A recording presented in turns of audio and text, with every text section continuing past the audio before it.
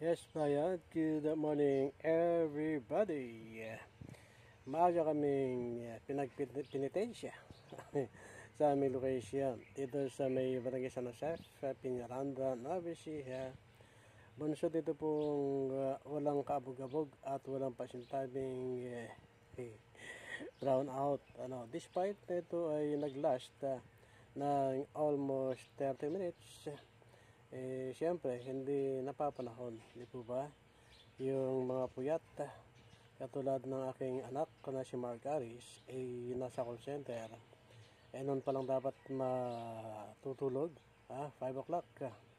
Pero kaginsa-ginsa, nag-brown out. Sa bagay, naintindihan natin yung sitwasyon sapagkat lalo ngayon, mainit ang panahon na penitensya.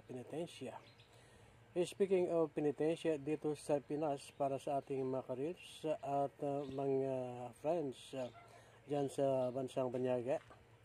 Dito po kasi ang talagang tradisyon kapag ganitong mahal na araw, Miyerkules Santo na po tayo, di po ba?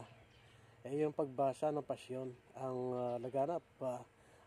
Pero sa mga barangay, ito po ay talaga namang hindi nagmamaliw. At ito po ay patuloy na sinasagawa.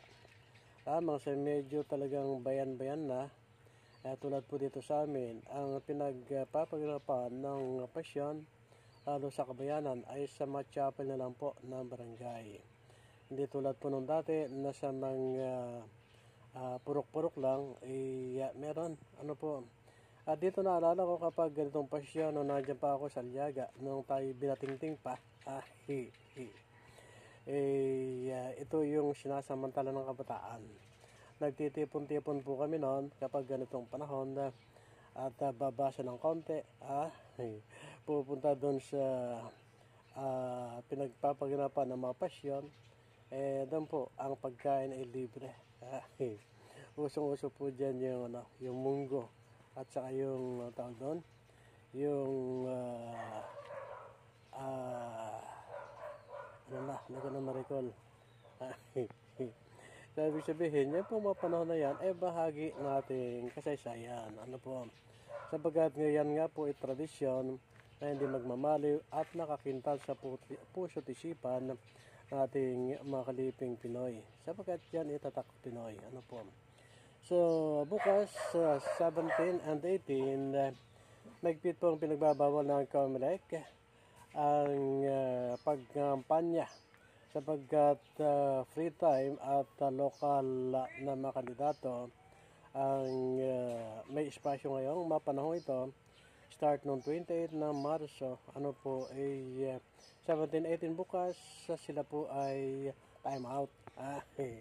Bawal pong kampanya. Ayan, so tatandaan po sana ng ating mga politicians po yung aspiring at yung incumbent, baka po makaligtaan nyo, mga kayo 17-18, baka may maka-spot sa inyo, may report kayo sa COMELEC, sayang naman, di po ba? So, yan po ating update ngayong umaga ng Huwebes. It's Miyerkules. So, good morning everybody.